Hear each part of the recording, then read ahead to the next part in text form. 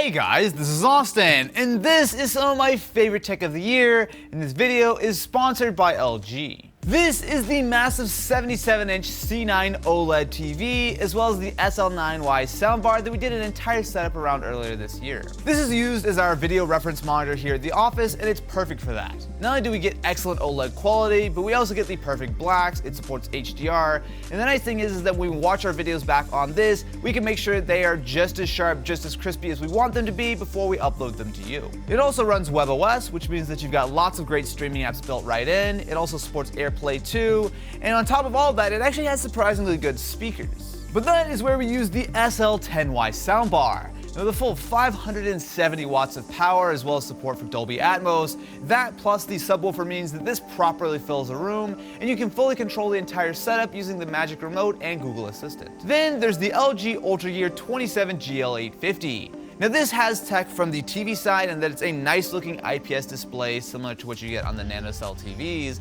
but it actually has proper gaming cred. It has a 1 millisecond response time, which is incredibly good for IPS. It has a full 144 Hz refresh rate. It supports not only G-Sync but also FreeSync, and it's a full 1440p resolution.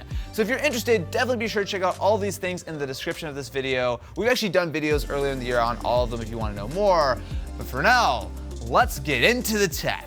First of all, we've got to talk about the Switch. So it has been a big year for Nintendo. Not only have they released some major new games, and there's a ton of new stuff that's coming out for the Switch pretty much every week, but on top of that, there are two brand new Switch models. The first is subtle. It's the Redbox Switch. Now, while this might not be the Switch Pro that's likely coming at some point in the future, what this is a actually properly upgraded version of the standard Switch.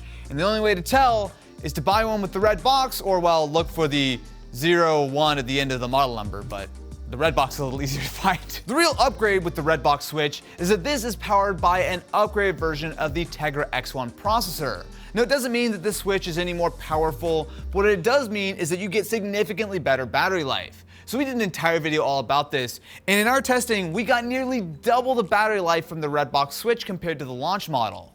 That is, well, I mean, that's a big deal, especially considering that obviously not only is this a handheld console, but the Redbox Switch doesn't cost any more. And in fact, there are still a lot of the old school non-Redbox Switches still in stores. So for the exact same price, you could very easily pick up the old Switch or the new one with better battery life. So, look for the red box. Now, I probably don't need to tell you all the reasons why the Switch is easily the best handheld console of this generation, partially because it's the only handheld of this generation, but oh wait, there's one more. It's the Switch Lite. This is actually my real pick. Now, don't get me wrong, there are certainly sacrifices with the Switch Lite, but for the way that I use the Switch, it's handheld mode 95% of the time. And in that scenario, the Switch Lite is not perfect, but it's really good. Now, at first, you might be tempted to just write the Switch Lite off. Not only does it lose the Switch part of the name, so this is a pure handheld, you can't plug it into a dock, there's no HDMI out, and on top of that, there are no Joy-Cons, so even though you can pair Joy-Cons that are of course sold separately, but the actual controllers on the Switch Lite are all one unit. But if you can look past those issues, there's so much to like here. First of all, it's a slightly smaller and lighter console, which means that it feels to me more comfortable for handheld play. And while yeah, you don't have the removable Joy-Cons, that's actually an advantage as far as handheld play for me because it is actually built in. It's one solid unit, a thick boy, some wouldn't say, but it's a tank. It's an absolute unit. So no, you don't have to get the Switch Lite. The Redbox Switch does have better battery life, the ability to do all the switchy things. But as far as I'm concerned, the Switch Lite has absolutely become my console of choice. Because it's so tiny, it just lives in my bag all the time. Like, I absolutely love this thing. And at $200, not a lot to go complain about. Speaking of gaming, something that's a little bit under the radar this year is the Xbox One Elite Series 2 controller. Now, I will admit, at $180, this is, shall we say, expensive. But in a recent comparison we did with this and a bunch of other pro customizable controllers, this actually was not even close to being the most expensive one here. And as far as the customizability goes, as far as the extra features, it's more expensive, but you get a lot for your money here. Of course, it's built on a great controller already, the Xbox One, but they've added a ton of customization and tweaks. So all of the sticks can be replaced. You have a few different options, and even the sticks themselves can be adjusted based on how much sort of like tension you want. And then you can even further go in the software and adjust like the curves and stuff. You have swappable D-pads, you have adjustable triggers as well as back paddles. I mean, there's a lot going for this guy. And on top of all of that, they finally rectified one of the biggest issues I've had with the Xbox controller since, oh, I don't know, the DualShock 3 came out, and that it has a rechargeable battery. But to top it off, it has not only USB-C, but it even comes, if I can find it here, with this dope carrying case, which not only comes with all of your accessories, but you can actually take out the little brick and just literally just wirelessly charge it. So you can just attach it like,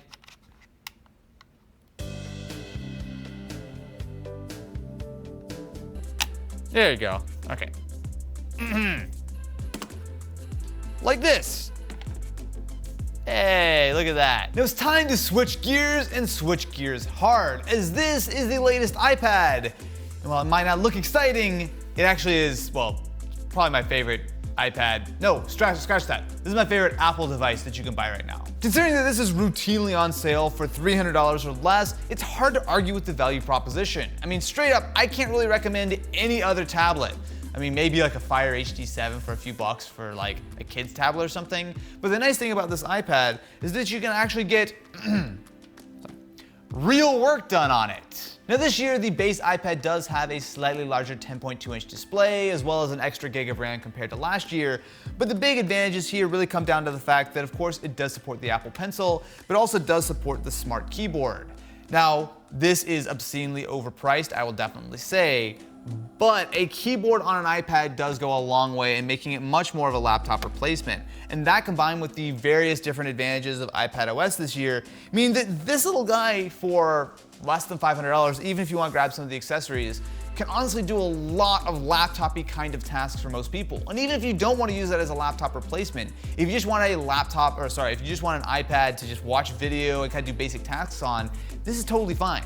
Like, real talk, this base iPad, 2 thumbs up for me. I absolutely love it. Speaking of things I love, it's the OnePlus 7T. I feel like I've talked a lot about this phone this year, but for good reason. I absolutely love a phone which has so few compromises, especially considering the price. First of all, for me, is absolutely the performance. This is one of the fastest, most smooth, fluid experiences on a phone that you can buy right now. So it's backed up with solid specs, so it's got the Snapdragon 855 Plus, 8 gigs of RAM, but the real kicker here is the 90Hz display and the optimization that OnePlus has done to really make sure that everything absolutely flies on this guy. It really keeps me coming back, as there are a lot of other phones that are out, a lot of other phones I get to play with, but the OnePlus 7T, there's something about just the way that they've designed this thing. It absolutely flies. I do prefer the 7T over the Pro, mostly because I like this form factor. It's a little bit narrower, and it also has the flat glass, which just personally I prefer. But beyond that, they are very similar devices. Now that does mean that there are some downsides. So while the cameras are fine, and considering the price, it's not really something I complain about, but it is not quite in the same league of something like the iPhone or the Pixel or the Galaxy. And on top of that, there are also a couple of sort of minor issues. So it doesn't have any official water resistance, so I don't know how much I would trust it, but it does have some water sealing. But the bigger thing is there's no wireless charging. Now that's something I actually really like. It's just so convenient. And while it does have solid battery life and an incredibly fast warp charger, it's something I would like to see in the next generation. But all that being said, these are some fairly minor compromises for what is otherwise an absolutely excellent device. Now, if you're on the iOS side of the fence, the iPhone 11 is incredibly easy to recommend. So especially if you're upgrading from an earlier device, there's a lot of advantages. But one of my favorite parts about the iPhone 11 is it's really kind of like the no compromises phone. I mean, okay, so it doesn't have some features from the iPhone 11 Pro. You do lose one of the cameras, the screen's not quite as nice. But beyond that, you're saving $300 or more compared to the Pro and the Pro Max and getting almost the exact same phone. The performance is absolutely excellent on this guy. You also get the water resistance and the wireless charging. On top of all of that, the cameras are absolutely top notch. Sorry, I need to stop doing that. Look. Next year there won't be a notch and we'll all be fine.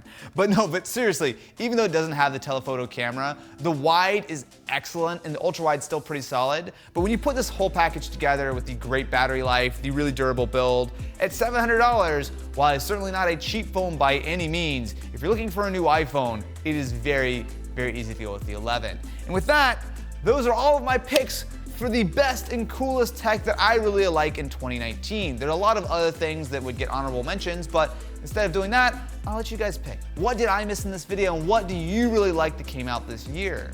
Let me know in the comments. I'm sure you will, regardless of whether I ask you to or not, but